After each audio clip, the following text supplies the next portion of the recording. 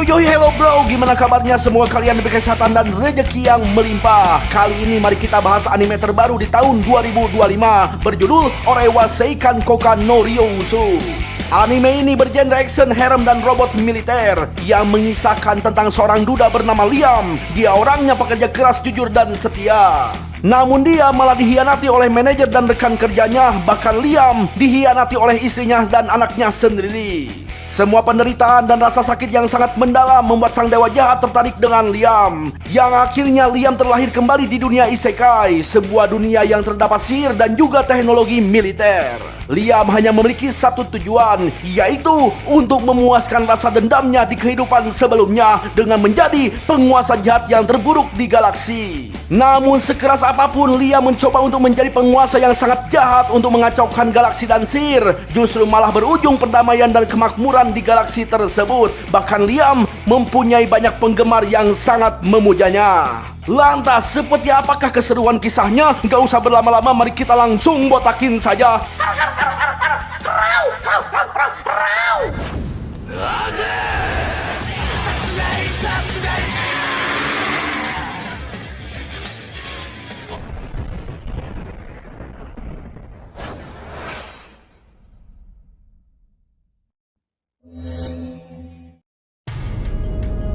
Kisah diawali dengan memperlihatkan sebuah galaksi luar angkasa. Tampaklah para awak kapal sibuk mengoperasikan kapal mereka. Ternyata mereka sedang bersiap-siap untuk memulai perang.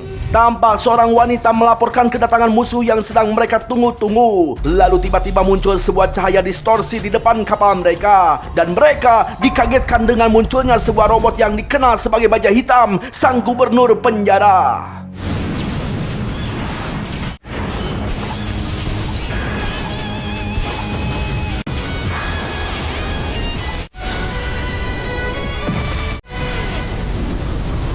Ya, robot kesatria tersebut menyerang mereka dengan brutal hingga banyak para robot dan kapal hancur oleh serangannya. Ternyata orang yang mengendalikan robot Baja Hitam tersebut merupakan Liam, sang MC kita.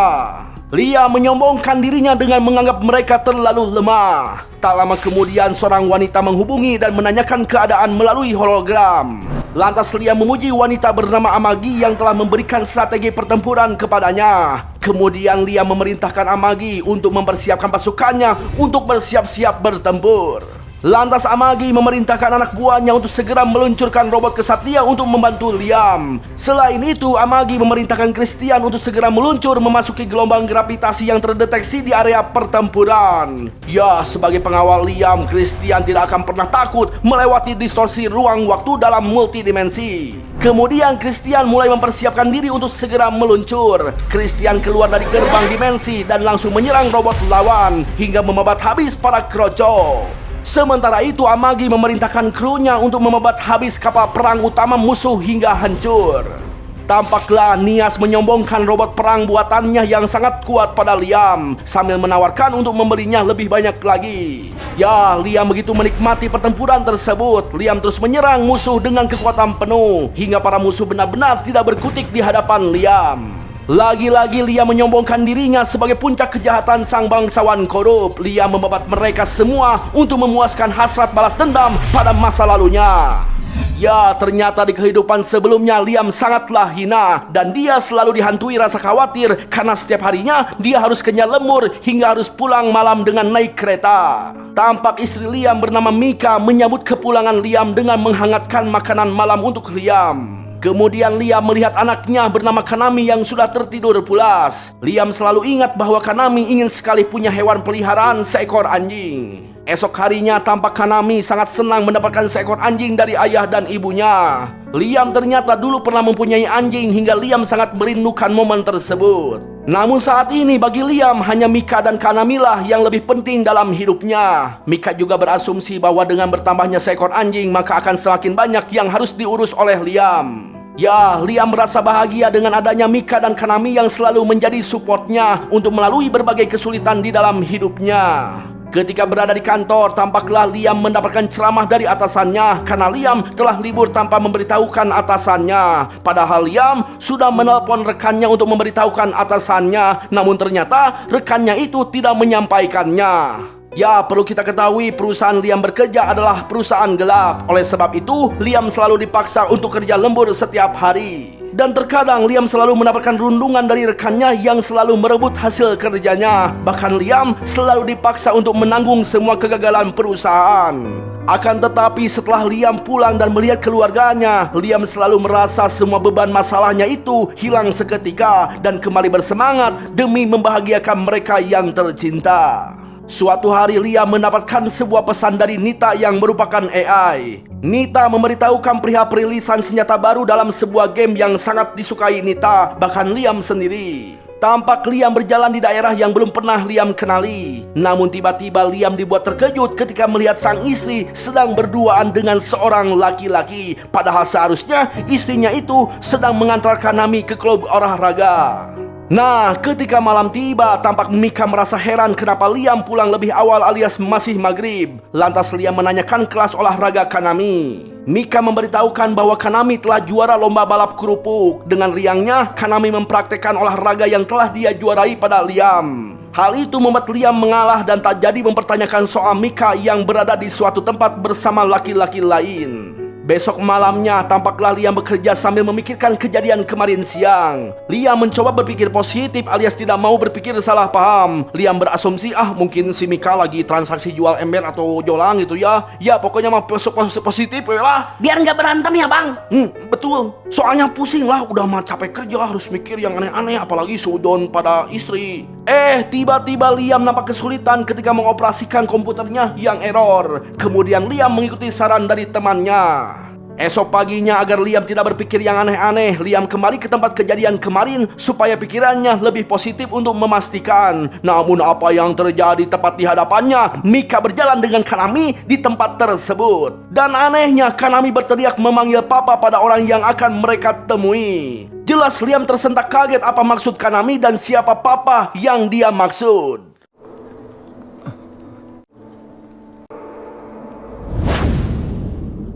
Malam pun tiba. Di kantor tampaklah Liam masih memikirkan panggilan papa pada orang lain. Liam terus mencoba berpikir positif. Mungkin saja Kanami memanggil papa pada teman Mika yang pura-pura menjadi ayahnya gitu ya. Karena selama ini Liam selalu sibuk dan tidak pernah sempat bermain dengan Kanami. Tiba-tiba si manajer atasan Liam datang menegur. Lantas Liam memberitahukan perihal komputernya yang bermasalah. Komputer Liam tidak bisa dimatikan dalam mode tidur pas istirahat, sebab seandainya dibiarkan menyala, maka komputernya tidak akan aman. Namun si manajer malah menyuruh Liam untuk tidak beristirahat dan memerintahkannya untuk terus bekerja. Tiba-tiba Mika menelpon Liam karena Kanami kecelakaan. Sontak saja Liam kaget dan langsung bergegas pergi ke rumah sakit tanpa memikirkan keamanan komputernya. Tak lama kemudian seorang dokter keluar dari ruangan operasi memberitahukan bahwa Kanami memerlukan transfusi darah dari orang tua Kanami. Si dokter menanyakan golongan darah Liam dan Mika. Namun anehnya golongan darah tersebut hanya cocok dengan golongan darah Mika, tidak dengan Liam. Itu artinya Kanami sama sekali tidak ada hubungan darah dengan Liam.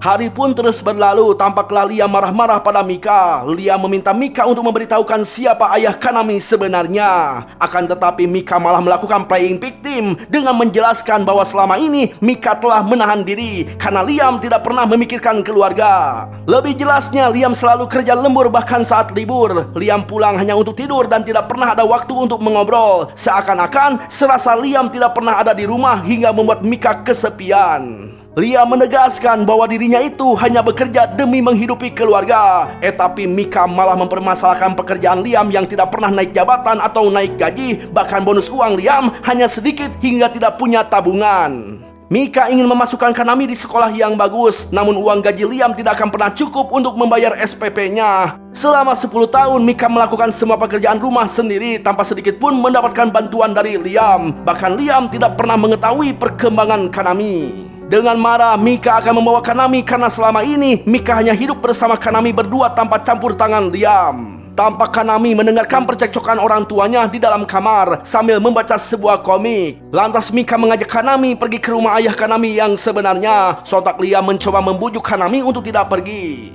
Namun apalah daya, Kanami lebih memilih membuang Liam dan ingin tinggal bersama ayah kandung aslinya yang kaya raya. カナミもお父さんと一緒にいたいだろなあカナミ向こうのパパがいい。Ya, Liam nampak terpukul dengan kejadian tersebut dan parahnya masalah terus berdatangan di mana Pak Manajer menegur Liam yang telah melakukan kesalahan. Lebih jelasnya telah salah mentransfer uang senilai 50 juta pada rekening yang tidak diketahui. Si manajer meminta Liam untuk mengecek komputernya sendiri untuk melihat histori transaksinya. Tampaklah Liam mengingat kejadian waktu ke belakang saat Mika menelpon perihal kecelakaan Kanami.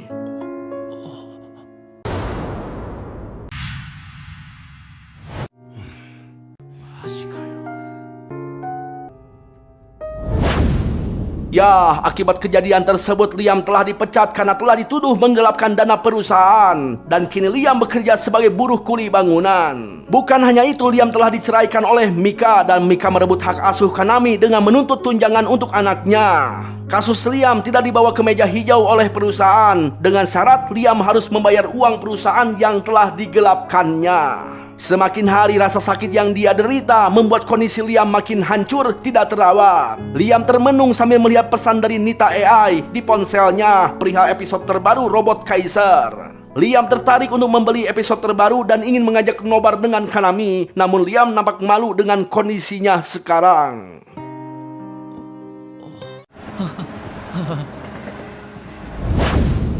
Esok harinya tampaklah Liam bekerja seperti biasa. Liam bekerja dengan serius agar dapat bertemu dengan Kanami yang padahal Liam tahu Kanami bukanlah anaknya.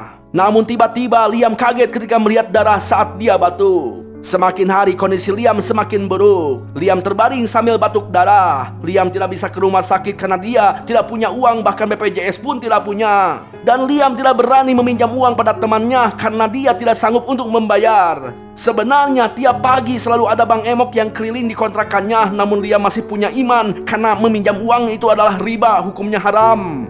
Tampaklah Liam yang sudah berada di ambang kematian. Liam berhalusinasi tentang hewan peliharaan yang akan menjemputnya saat di ujung kematian. Lalu tiba-tiba muncul sebuah cahaya yang memperlihatkan kejadian yang sebenarnya, di mana si manajer lah yang telah mentransfer uang di komputer milik Liam. Bahkan orang selingkuhan Mika adalah manajernya sendiri. Ternyata selama ini Mika dan manajer lah dibalik semua kebusukan dalam hidup Liam. Liam tak kuasa menahan air matanya yang terus bercucuran karena dia melihat dengan jelas kekejaman mereka di kehidupannya.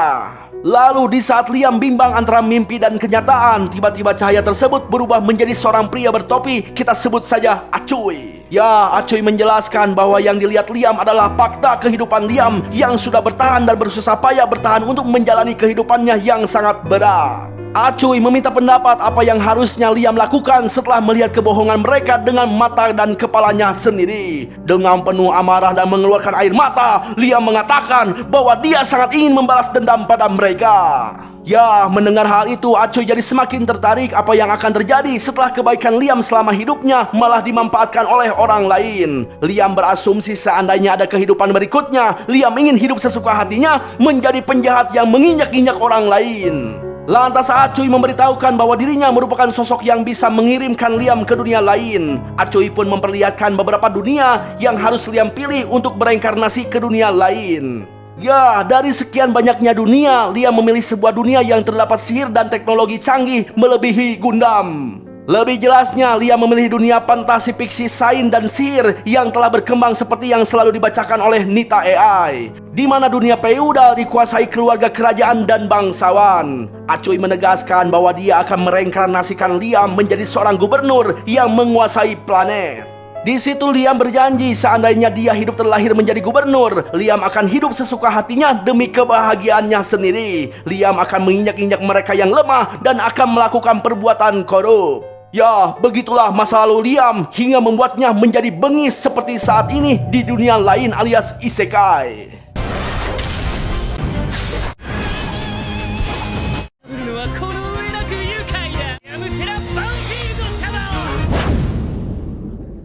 Ya, lanjut. Nah, kali ini kita diperlihatkan bagaimana kisah Liam saat pertama kali di dunia isekai. Kala itu jiwa Liam diambil ke langit. Lalu ketika terbangun, Liam sudah berada di dunia isekai. Bereinkarnasi menjadi Liam Sera Benpil, anak sematawayang keluarga Benpil yang memerintahkan tata bintang Alkeus.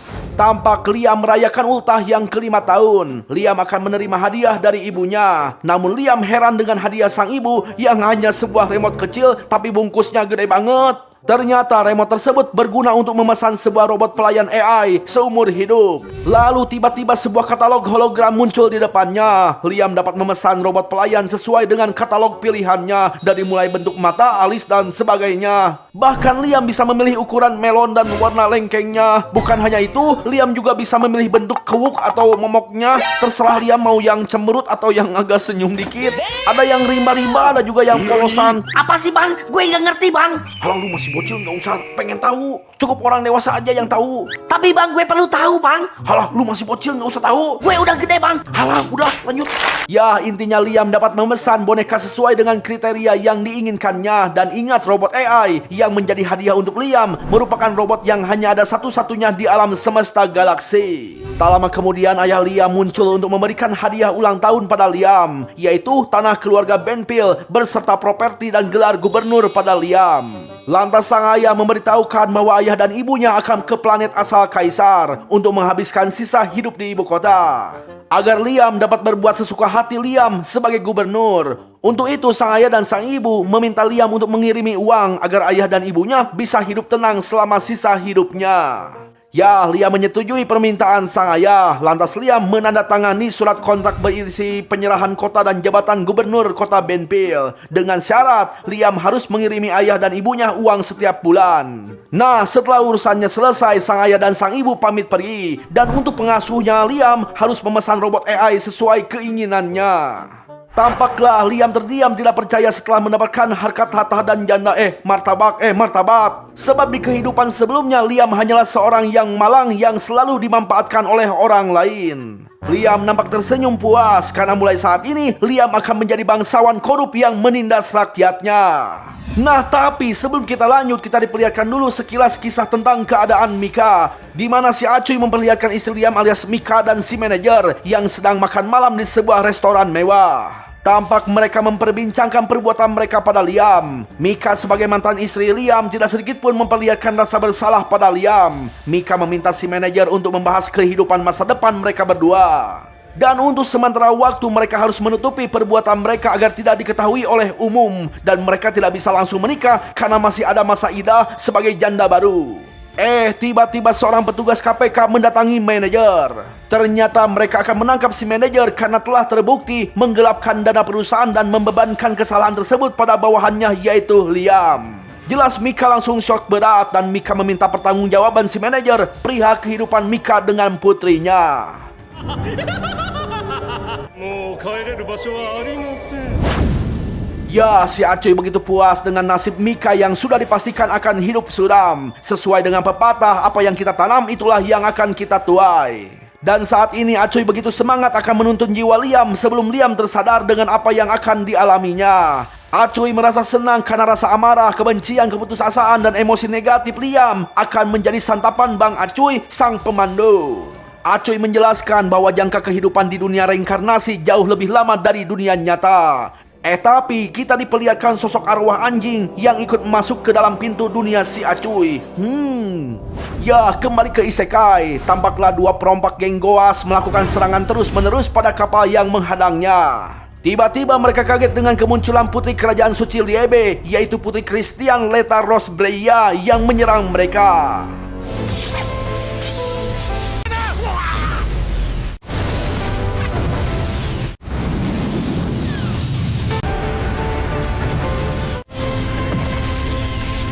Ya, Christian di sini merupakan seorang putri dan dia belum mengenal atau bertemu dengan Liam. Christian menyerang para perompak dengan brutal. Christian menyerang balik mereka karena para perompak yang telah menyerang kerajaan suci Liebe. Sementara itu, Liam sangat terpesona dengan boneka pelayan pesanannya yang sudah langsung jadi dan sesuai dengan kriteria keinginan pikiran Liam. Kepala pelayan yang bernama Dalsim memberitahukan bahwa boneka tersebut telah dilindungi sempurna dengan dibekukan dalam medan statis ruang dan waktu untuk pengirimannya. Dalsim pun memberitahukan bahwa untuk membuka boneka tersebut hanya tinggal memakai kunci kode biometrik Liam. Lebih jelasnya, dengan disentuh Liam, maka bungkusnya akan segera hilang. 触ればいいのか？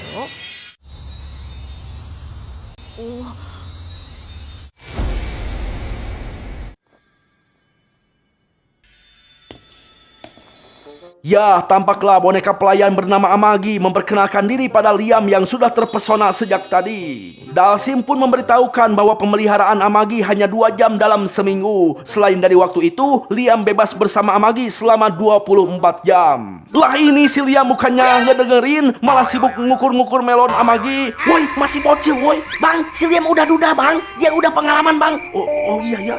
Ya, pokoknya Liam ingin memeriksa Amagi secara detail. Dan saking intimnya, Liam membawa Amagi ke kamar. Sepertinya Liam ingin mengecek palanggakannya ya, sesuai atau tidak gitu ya. Namun gimana ya, si Dalsim benar-benar panik karena di matanya Liam itu masihlah bocil.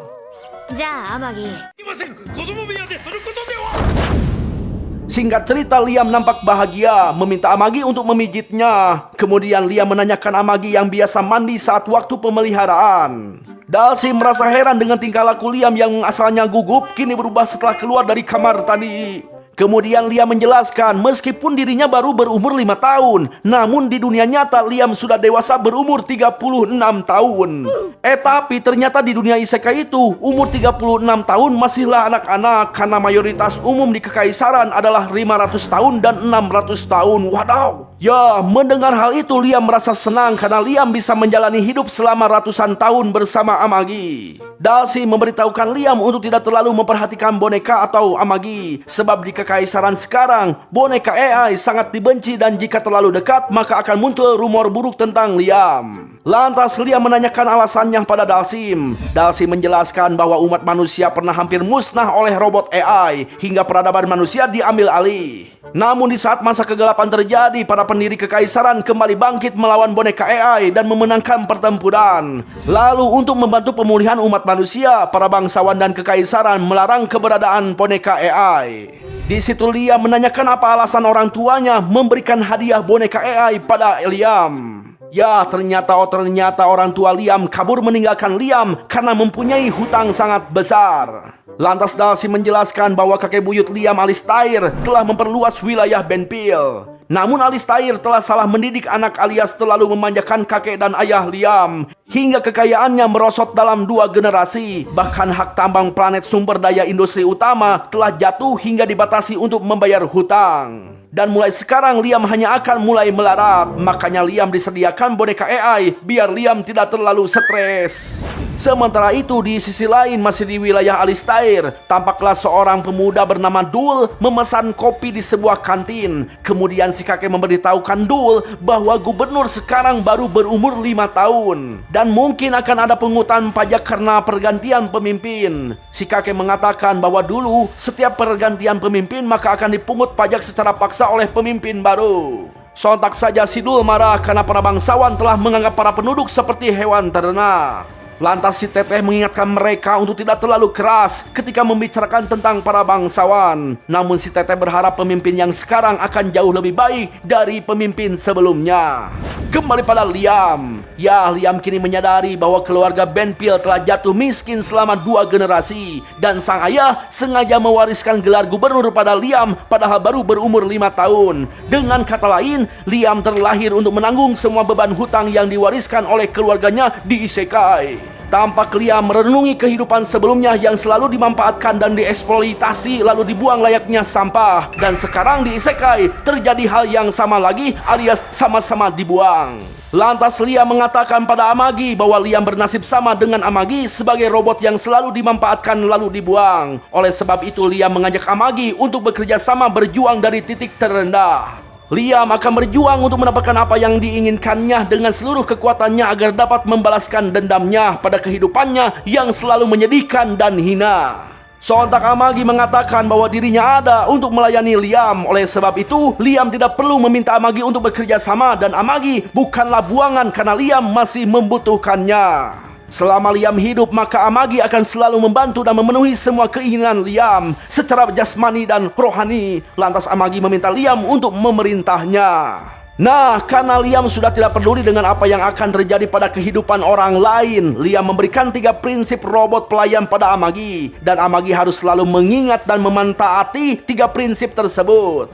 Yang intinya Amagi harus bersedia sepenuh jiwa dan raga untuk tuannya, yaitu Liam. Setelah Liam menanamkan 3 prinsip pada Amagi, lantas Liam memberitahukan keinginan Liam untuk membangun kembali wilayah kegubernuran Benpil. Nah, karena Amagi robot AI, maka prinsip Amagi bertentangan dengan prinsip idealisme kekaisaran. Namun Amagi mempunyai kemampuan untuk membantu dalam pemerintahan. Liam sadar bahwa dirinya masih awam soal mengelola pemerintahan apalagi politik. Maka dari itu, Liam akan selalu meminta saran pada Amagi layaknya ChatGPT. Lantas Amagi meminta Liam untuk memasuki kapsul edukasi dalam setengah tahun. Dengan begitu Liam akan mendapatkan pembelajaran yang setara dengan 10 tahun. Bahkan kapsul edukasi dapat meningkatkan kekuatan fisik Liam. Dan untuk sementara waktu Amagi akan mengurus internal kepemerintahan gubernur. Tampaklah Dalsim memperingatkan Liam yang telah membiarkan robot AI untuk mengelola pemerintahan wilayah. Dalsim takut Amagi akan memberontak pada manusia. Akan tetapi Liam menenangkan Dalsim sebab Liam adalah Tuan Amagi yang tidak mengharapkan kehancuran manusia. Dan hal itu akan melanggar 3 prinsip robot pelayan yang telah diterapkan pada Amagi. Yang dimana Amagi hanya akan menyerang apabila Liam yang memerintahkannya. Bahkan Amagi mengetahui undang-undang kekaisaran untuk meminimalkan penggunaan robot AI. Namun karena Liam masih muda dan tidak berkemampuan untuk mengelola pemerintahan, maka bukan hal ilegal apabila Amagi membantu pemerintahan Liam. Lantas Liam memerintahkan Dalsim untuk mempersiapkan kapsul edukasi. Kemudian Liam menyerahkan pemerintahan pada Amagi selama Liam di dalam kapsul edukasi. Nah, sebelum kapsul edukasi diaktifkan, Liam penasaran dan bertanya pada Amagi apakah robot AI mempunyai perasaan. Sebab Liam melihat Amagi bisa berperilaku seperti manusia. Amagi menjelaskan bahwa dirinya tidak bisa menilai apakah perasaannya sama seperti manusia. Namun, di saat Liam mengajak Amagi bekerja sama sebagai sesama orang buangan, penyimpanan catatan memori Amagi langsung penuh. Hingga menyebabkan luapan sinar yang nampak seperti emosi. Jelas Liam merasa heran karena Liam memesan Amagi dengan spek yang terbaik yang dilengkapi kapasitas memori sangat besar. おやすみなさいませ。 Ya segitu dulu bro ceritanya. Gimana, seru nggak animenya? Aja seru lah, masa enggak ya? Ini anime baru loh. Oh iya bro, berhubung lebaran sudah tiba, kami dan si Botak mengucapkan Mohon maaf lahir batin ya pemirsa. Maafkan saya ya pemirsa jika ada kata-kata yang agak eblek. Biasa kita maaf tuh kan lagi bercanda. Jadi jangan dianggap serius ya pemirsa. Pokoknya mas selamat hari raya Idul Fitri. Mohon maaf lahir dan batin. Gak usah pakai rau, malu-maluin aja lu. Bang, gue belum beli baju gedung bang. Malu sama tetangga bang. Masa gue nggak punya baju bang? Nggak perlu beli baju baru. Yang penting mah hati kita jadi baru untuk meraih tahun selanjutnya. Dan yang pasti kita bakalan kenyang. Banyak opor sama renang. Mana bang, gue mau bang. Ya nanti aku udah tamunya pada pergi. Siap bang, siap bang.